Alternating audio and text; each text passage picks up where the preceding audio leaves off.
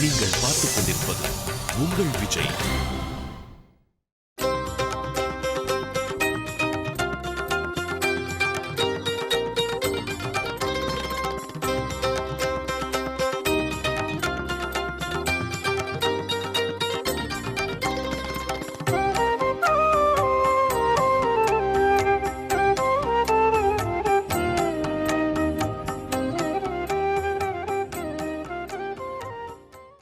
தபோவனத்தின் தவப்புதல்வர்களின் பெருமைகளையெல்லாம் கேட்கும் பொழுது நாமும் தவம் செய்ய மாட்டோமா? அந்த தவத்தின் சித்தி நமக்கு ஏற்படாதா என்பதாக ஒரு ஏக்கம் நமக்கு உண்டாகிறதல்லவா? ஒன்றா இரண்டா? அகண்டமான இந்த பாரத பூமி முழுவதும் தபோவனங்கள் நிறைந்திருக்கின்றன. இவை அனைத்தும் தபசித்தி க்ஷேத்திர விசேஷங்கள்தான். இதில் ஏதாவது ஒரு இடத்தில் நாம் வசித்தால் கூட நமக்கு பெருமை உண்டாகும். அந்த பெருமை புண்ணிய பூமியான இந்த பாரத பூமியில் பிறந்தவர்களுக்கு மட்டும்தான் சித்திக்கும். இதைத்தான் தபோவனத்தின் ஆரம்பத்தில் சொன்னோம். தேவர்கள் பாரத தேசத்தில் பிறந்த மக்களை பார்த்து பொறாமை கொள்கிறார்களாம். ஏனென்றால் ஒருவேளை ஏதாவது ஒரு சந்தர்ப்பத்தில் அசுரர்கள் வந்து யுத்தம் செய்யும் பொழுதோ அல்லது அந்த தேவர்கள் தங்கள் பதவியை தாங்கள் அடுத்த நிலையில் இதற்கு மேற்பட்ட பதவியை பெற வேண்டும் என்று ஆசை கொள்ளும் பொழுதோ தவம் செய்ய வேண்டும் என்றால் தேவலோகத்தில் இருந்து கொண்டு தவம் செய்தால் அது சித்தி பெறாது, சித்தி அளிக்காது. அதற்காகத்தான் பூலோகத்திற்கு ஓடி வருகிறார்கள். அதுவும் பாரத வருஷே பரதக்கண்டே என்று இந்த கர்ம பூமிக்கு வந்து தவம் செய்து பகவத் சாட்சா்காரத்தை அடைகிறார்கள். தாங்கள் அமரத்த சித்தி பெற்றிருந்தால் கூட பாரதத்தில் புண்ணிய பூமியில் கர்ம பூமியில் பிறக்காமல் போனேமே என்னும் ஒரு ஏக்கம், வருத்தம் அவர்களுக்கு எப்பொழுதும் உண்டு. இந்த விஷயங்களை ஸ்ரீ விஷ்ணு புராணம் என்னும் அந்த உயர்ந்த புராணம் தெள்ளத் தெளிவாக நமக்கு உணர்த்துகிறது. எனில் நாமெல்லாம் எவ்வளவு புண்ணியம் செய்தவர்கள் என்பதாக நமக்குள்ளே ஒரு இருமாப்பு தோன்றுகிறது அன்றோ. அத்ரி, பிருகு, குத்சர், வசிஷ்டர், புலஹர், அங்கிரஸ், கிரது, பரத்வாஜர், ரிஷ்யசிருங்கர், மௌத்கல்யர் என்று பல மகரிஷிகள், பல மகான்கள் ஒவ்வொரு இடத்திலும் அழகியதான ஆசிரமங்களை அமைத்து கொண்டு அங்கே தங்கள் இஷ்ட தெய்வத்தை மனதினால் தியானித்து கொண்டு பல்லாயிரக்கணக்கான வருடங்கள் அன்ன ஆகாரம் இல்லாமல் அசையாமல் இருந்த இடத்திலேயே இருந்து கொண்டு அமைதியான ஒரு தவத்தை செய்து அந்த தவத்தின் வலிமையை உலகத்தின் நன்மைக்காகவே விநியோகம் செய்திருக்கிறார்கள் என்று சொல்லும் பொழுது, இதை கேள்விப்படும் பொழுது, ஆஹா, நம் முன்னோர்கள் எத்தனை பெரிய மகான்கள்! நம் முன்னோர்களுக்குத்தான் இந்த உலகத்தின் மீது எவ்வளவு பரிவு உண்டாயிருக்கிறது. உலகத்தில் உள்ள மக்கள் எல்லோரும் நல்ல கதி நற்கதி அடைய வேண்டும் என்பதற்காகத்தானே அரும்பெரும் சாதனைகளை எல்லாம் அவர்கள் செய்திருக்கிறார்கள் என்று அவர்களை போற்றி வணங்க தோன்றுகிறது அன்றோ. இப்பொழுது நாம் எப்பொழுதுமே தவத்தின் சித்தியளிக்கும், எந்த யுகத்திலும் தவத்தின் சித்தி அளிக்கக்கூடிய ஓர் புண்ணிய பூமியில் அமர்ந்து கொண்டு இன்றைய தபோவனத்தை ஆரம்பிக்கின்றோம். கிருஷ்ணன் பிறந்ததினாலும், கிருஷ்ணன் வளர்ந்ததினாலும், கிருஷ்ணன் தவழ்ந்ததினாலும், கிருஷ்ணன் உருண்டதினாலும், கிருஷ்ணன் குளித்ததினாலும், கிருஷ்ணன் குளிக்காததினாலும் எந்த ஒரு தேசம் விரஜபூமி என்று புகழப்படுவதாய் விரஜா நதியினால் சூழப்பட்ட பரமபத மண்டலத்தை காட்டிலும் பெருமிதம் பெற்றிருக்கிறதோ அந்த உயர்ந்த பூமியான யமுனையாற்றின் கரையில் அமைந்திருக்கக்கூடிய கோகுலம், பிருந்தாவனம், மதுரா முதலான புண்ணியக்ஷேத்திரங்கள் ஒன்றாக சேர்ந்திருக்கக்கூடிய ஓர் மாபெரும் சந்நிதி விசேஷத்தில், சன்னிதானத்தில், யமுனையாற்றின் கரையில் பிருந்தாவனம் என்னும் இந்த க்ஷேத்திரத்தில் நாம் தபோவனத்தின் பெருமையை உணரப்போகின்றோம். கிடைக்குமா நமக்கு? தவத்தின் சித்தி வேண்டாம் சுவாமி, ஊன்வாட உண்ணாறு உயிர்காவலிட்டு என்னும்படியாக ஆழ்வார்கள் கூறும்படியாக உடலை வருத்தி கொண்டு 5 அக்னியின் நடுவில் நின்று கொண்டு அல்லது தண்ணீரில் முழுகிக்கொண்டு மூச்சை அடக்கி கொண்டு நாம் தவம் செய்ய வேண்டாம். கிருஷ்ணன் இங்கே விளையாடினான், கிருஷ்ணன் இங்கே உருண்டான், கிருஷ்ணன் இந்த இடத்தில்தான் வெண்ணெய் களவு செய்தான், கிருஷ்ணன் இந்த இடத்தில்தான் உரிமேல் வைத்ததான அந்த பாலைத்தான் எடுத்து குடித்தான் என்று மெய் மறந்து கண்களை அகல விரித்து கொண்டு பிளந்தவாய் பிளந்தபடி ஈர்த்தவாய் தெரியாமல் கிருஷ்ணனுடைய கதைகளை இங்கே கேட்டுக்கொண்டே இருந்தோமேயானால் அதைவிட ஒரு தவம் உலகத்தில் என்ன இருக்க முடியும்? அதைவிட ஒரு தபசித்தி நமக்கு வேறு என்ன சித்தித்து விட முடியும்? அந்த கண்ணனின் காலடிப்பட்ட இடத்தில் அமர்ந்து நாம் ஒரு 2 வார்த்தைகள் பேசுகிறோமே, இதுவே பல்லாயிரக்கணக்கான வருடங்களில் நாம் தவம் செய்த பெருமையை மகிமையை நமக்கு அளிக்கக்கூடியதாய் இருக்கின்றது. இதோ நமக்கு பின்புறத்தில் தெரியக்கூடிய நதி தூய பெருநீர் யமுனை என்று ஆண்டாளால் மங்களாசாசனம் செய்யப்பெற்ற புண்ணிய நதி. கங்கையை காட்டிலும் யமுனைக்கு பெருமை அதிகமாம். ஆம், பிரயாகை என்னும் தீர்த்த விசேஷத்தில் கங்கை, யமுனை, சரஸ்வதி இவர்கள் மூவரும் சங்கமிக்கின்றார்கள். அப்பொழுது யமுனாதேவி கங்காதேவியை பார்த்து பிரார்த்திக்கிறாள், அம்மா கங்காதேவியே, நீ தீர்த்தங்களுள் சிறந்தவள். கண்ணனின் காலடியினாலே கிருஷ்ணனுடைய சம்பந்த விசேஷத்தினாலே ஒரு சமயம் இந்த கிருஷ்ணன் வாமனாவதாரம் செய்த பொழுது அவர் தம் திருவடிக்கு பிரம்மதேவர் செய்த திருமஞ்சன தீர்த்தமன்றோ இன்று உலகை புண்ணியப்படுத்தும் புனிதப்படுத்தும் கங்கை நதியாக பிரவகிக்கின்றது. ஆகையால் பெருமானுடைய திருவடி சம்பந்தத்தினால் ஏற்றம் பெற்றவள் அம்மா நீ. கோடான கோடி தீர்த்தங்களுக்கெல்லாம் தலைவியாய் விளங்குபவள் நீ, நதிகளுக்கெல்லாம் தலைவியாய் விளங்கக்கூடியவள் நீ. அந்த உன்னிடத்தில் வந்து நான் சங்கமித்திருக்கிறேன். அம்மா கங்காதேவியே, தெரிந்தோ தெரியாமலோ உன் திறத்தில் நான் ஏதாவது அபராதம் செய்திருந்தேனேயானால் என்னை மன்னித்து விடு. இந்த இடத்தில் நீயும் நானும் சங்கமிக்கின்றோம், பின்னர் நாம் மறுபடியும் பிரியப் போகிறோம். ஆகையால் உன்னிடத்தில் நான் செய்த குற்றங்களை நீ பொறுத்து கொள்ளும்படியாக பிரார்த்திக்கிறேன் என்று யமுனாதேவி பணிவுடன் விண்ணப்பித்தாளாம். பிரயாகையில் நடந்த சரித்திரம் இது, திரிவேணி சங்கமத்தில் நடந்த சரித்திரம் இது. இதை கேட்டதும் கங்கை சொல்லுகிறாள் புன்சிரிப்புடன், அம்மா யமுனையே, என்றோ ஒரு நாள் பகவான் எடுத்த அவதாரத்தில் தன் கையில் இருந்ததான அந்த கமண்டலு தீர்த்தத்தை பிரம்மதேவர் சமர்ப்பித்தார். அது அப்படியே கங்கா நதியாக பிரவகித்து ஓட ஆரம்பித்தது.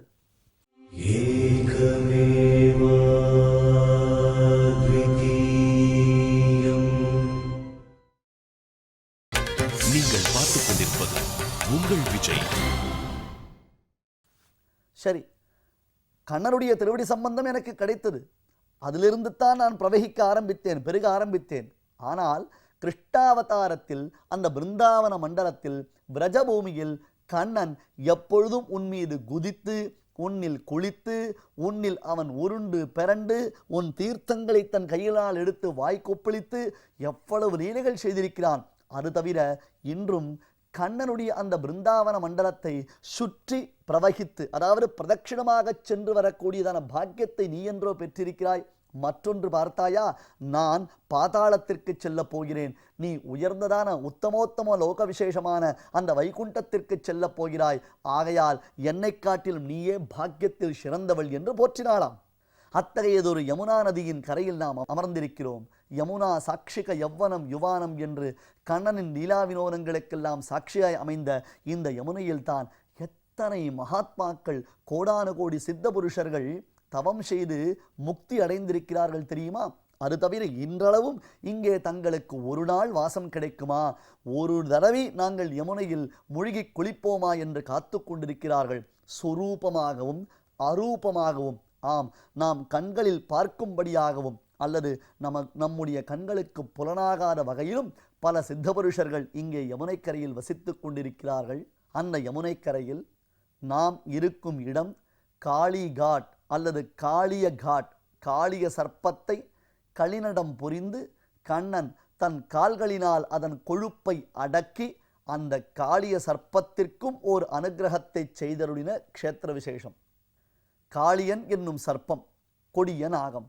அந்த நாகம் தன் விஷஜ்வாலைகளினால் ஐப்பாடியில் இருந்த எல்லோரையும் மாய்த்தது.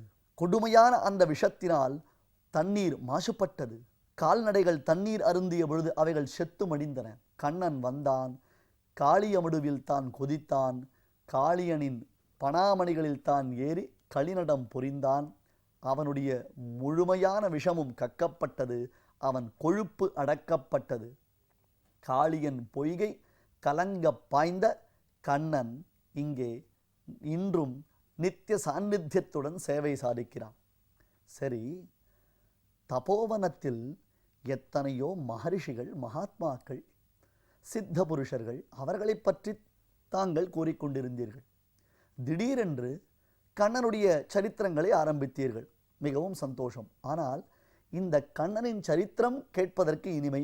ஏனென்றால் தபோவனத்தில் சித்தர்கள், சாரணர்கள், மகான்கள் எல்லோரும் கண்ணனைத்தான் தியானம் செய்கிறார்கள். ஆகையால் கண்ணனுடைய சரித்திரம் விசேஷமானது. நடுவில் காளிய சர்ப்பம் எங்கே வந்தது?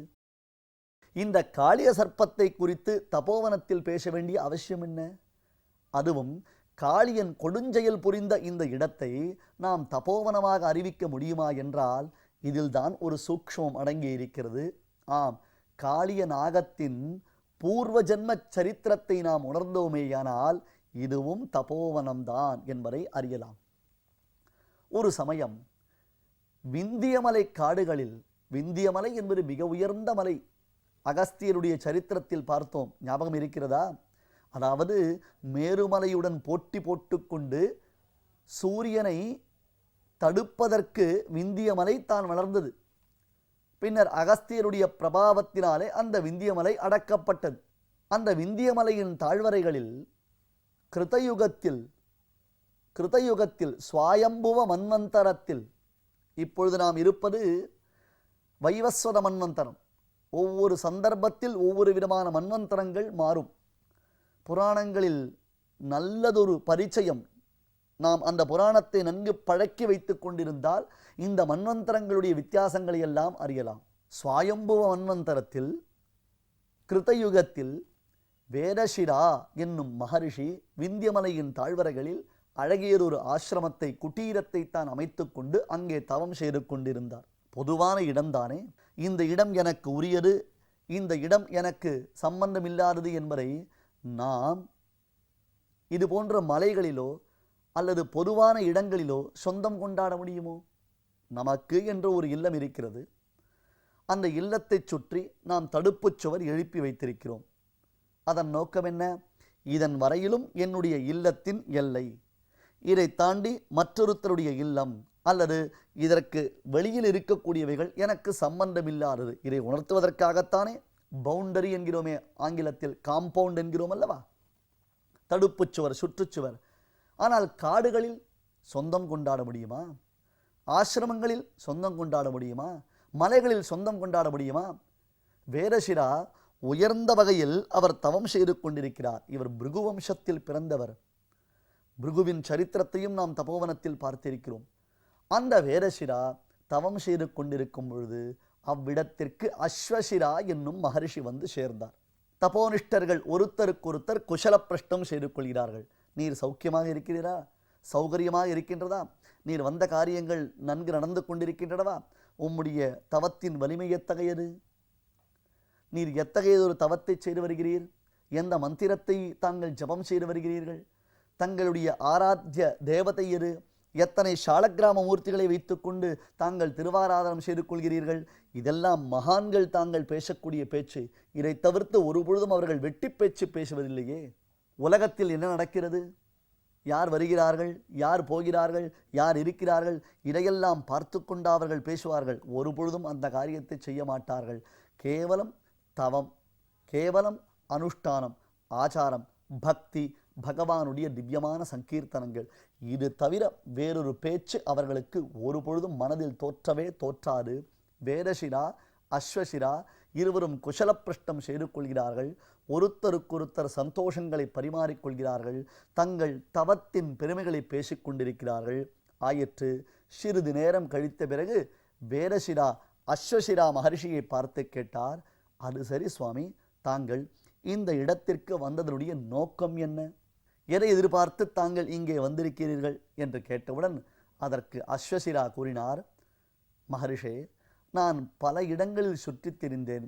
தற்பொழுது இங்கே விந்தியமலையின் தாழ்வரைகளில், அதுவும் உம்முடைய ஆசிரமத்திற்கு அருகிலேயே ஓர் தபோவனம் அமைத்து இங்கே பகவத் தியானம் செய்வதற்காக ஆசை கொண்டு வந்திருக்கிறேன். ஆகையால் நான் இங்கே இருக்கப் போகிறேன், இங்கே வசிக்கப் போகிறேன்.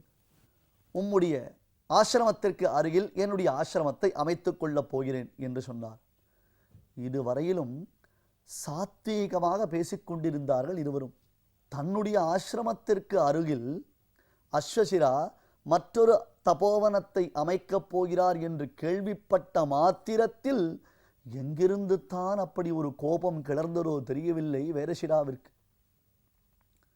தவம் என்றால் அமைதிதானே, தவம் என்றால் பெருமைதானே, தவம் என்றால் சாந்தி தானே, இவை அனைத்தையும் விடுத்தார். என்ன தவம் செய்தாரோ தெரியவில்லை என்ற மகரிஷி. அது எப்படி? உன் இடத்தை விடுத்து நீ இங்கே வரலாமா? இது என்ன பொது இடம் என்று நினைத்தாயா? இது எனக்கே ஆட்பட்ட இடம். நான் அமைதியாக இங்கே தவம் செய்து கொண்டிருக்கிறேன். இதற்கு யாரும் இடையூறு செய்தால் அதை நான் பொறுத்து கொள்ள மாட்டேன். என் வலிமை என்ன தெரியுமா உனக்கு? ஏதோ விருந்தாளியாக வந்தால் ஒரு 2 நாட்கள் இங்கே இருந்து அதிதி சத்காரத்தை நான் செய்த பொழுது அதை ஏற்றுக்கொண்டு அமைதியாக திரும்பிச் சென்று விட வேண்டுமே தவிர்த்து இங்கே நான் குடிசை கட்டிக்கொள்வேன், இங்கே நான் தவம் செய்வேன் என்றெல்லாம் சொல்லுவது அடாத செயல், அடாத ஒரு சொல். இதை நான் ஒப்புக்கொள்ள மாட்டேன். நீ இங்கே இருப்பதற்கு அருகதையற்றவன்.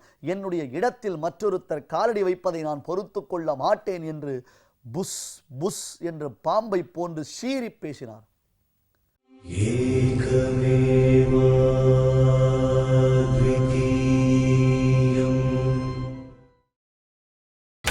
நீங்கள் பார்த்துக் கொண்டிருப்பது உங்கள் விஜய். அதுவரையிலும் அஸ்வசிரா அமைதியாகத்தான் இருந்தார். அவர் சொன்னார், என்ன சொல்லுகிறீர்? சொல்லும் வார்த்தை பிரயோஜனமற்றதாய் இருக்கிறதே. சுவாமி, இந்த விபூதி அனைத்தும் எம்பெருமானைச் சேர்ந்தது அன்றோ? சர்வம் விஷ்ணுமயம் ஜகத்து என்று நிற்கின்றதெல்லாம் நெடுமால். இதை கூட உணராத நீர் தவம் செய்து என்ன பிரயோஜனம்? நீர் தவம் செய்து என்ன பயன்? தவத்தின் சீர்மையை உம்மால் உணர முடியவில்லையே. தவத்தின் பெருமையை நீர் ஒருபொழுதும் கொண்டாடவில்லையே. ஐயா, பகவானுடைய சிருஷ்டிக்கு உட்பட்டதான இந்த இடத்தில், இத்தகையதொரு இடத்தில் நான் வசிப்பதற்கு ஆசை கொண்டிருக்கிறேன். இங்கே சொந்தம் கொண்டாடுவதற்கு எவருக்கும் உரிமை என்பது இல்லை. பாம்பை போன்று சீர்கிறீரே, என்ன வழக்கம் இது? ஒரு மகரிஷியினுடையதான மனோபாவங்கள் சாத்வீகமாக இருக்க வேண்டாமா? நீர் பேசுவது தகாது, பாம்பை போல சீரக்கூடாது என்று மறுபடியும் அஸ்வசிரா வேதசிராவினிடத்தில் சொன்னார். ஆனால் அவர் சொல்லுவதை காது கொடுத்து கேட்கும் மனோபாவத்தில் வேதசிரா இல்லை. என்னை பாம்பு என்கிறாயா? உண்மையில் நீதான் காக்கையை போன்று கரைந்து கொண்டே இருக்கிறாய். உன் பேச்சு காக்கையை போன்று சொன்னதையே திருப்பி திருப்பி சொல்லுவதாக அமைந்திருக்கிறது. ஆம், காக்கைக்கு வேறு வார்த்தை தெரியாது. கா கஹா, கா கஹா இப்படித்தானே பேசும். வேறு வார்த்தை சொல்லுமா? வேறு ஒலி எழுப்புமா? ஆகையால் சொன்னதையே திருப்பி திருப்பி சொல்லிக் கொண்டிருக்கிறாள். காக்கை போன்று கத்துகிறாய். உண்மையில் நீதான் காக்கை போன்றவன். அவர் இவரை பாம்பை போன்றவர் என்கிறார், இவர் அவரை காக்கையை போன்றவர் என்கிறார். இருவருக்கும் நடுவில் பெரிய போராட்டமே வெடித்தது. தவத்தின் பெருமை அந்த இருவராலேயும் உணரப்படவில்லை. மாபெரும் போராட்டம் வெடித்தது. கடைசியில் அதன் பலன் என்ன? பாடுபட்டு சேமித்து வைத்ததான தவத்தை இருவருமே இழந்து விட்டார்கள். காரணம், தவத்தை செய்வது பகவத் சாட்சா்காரத்திற்காக, கண்ணனை காண்பதற்காக. நாம் எவ்வளவுக்கு எவ்வளவு நம்மை அமைதிப்படுத்திக் கொள்ளுகிறோமோ அன்பர்களே, பார்த்து கொள்ளுங்கள். சீறி விழுவதினாலேயோ கடிந்து கொள்வதினாலேயோ நம்முடைய ஆயுள் குறைந்து விடுகிறது, நம்முடைய பக்தி குறைந்து விடுகிறது, நமக்கு ஏற்பட வேண்டிய நல்ல ஞானம் நம்மை விட்டு நீங்குகிறது. இங்கே மகர்ஷிகள் இருவரும் ஒருத்தருக்கொருத்தர் குரோத புத்தியுடன் கடுமையான வார்த்தைகளை பேச ஆரம்பித்தார்கள். நீ பாம்பாகி விட வேண்டியது என்று அஸ்வசிரா வேதசிராவிற்கு சாபமளித்தார். நீ காக்கை போன்று கரைவதினாலே நீ காக்கையாக போய்விட வேண்டியது என்று அஸ்வசிராவிற்கு வேதசிரா சாபமளித்தார். இருவரும் ஒருத்தருக்கொருத்தர் சாபமளித்து கொண்டதினாலே அவர்களின் தபோ வலிமை அவர்களை விட்டு நீங்கியது. இனி என்ன ஆகியிருக்கும்? தவத்தின் வலிமையை இழந்தவர்களுக்கு தெய்வீக அருள் கிட்டுமா? கிடைக்குமா? சரி, விந்தியமலையில் தவம் செய்தவர்கள் எதற்காக யமுனைக்கரைக்கு வந்து சேர்ந்தார்கள்? நாம் இந்த யமுனைக்கரையிலேயே காத்திருந்தால் தபோதனர்களின் அந்த சரித்திரத்தை நமக்கு கண்ணன் அருளினாலே அனுபவிக்கும் ஒரு வாய்ப்பு கிடைக்குமே. ஏகமேவா